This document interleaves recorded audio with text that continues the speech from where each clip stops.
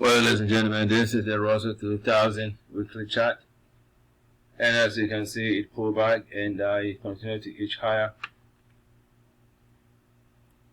But you realize that there was support here at this level, that level, that level, and so even though it's down, I expect it to go and retest this side of town and run into resistance, come back again, do it again, probably break through this level and go to that level. If I'm trading today, I would say just buy pullbacks.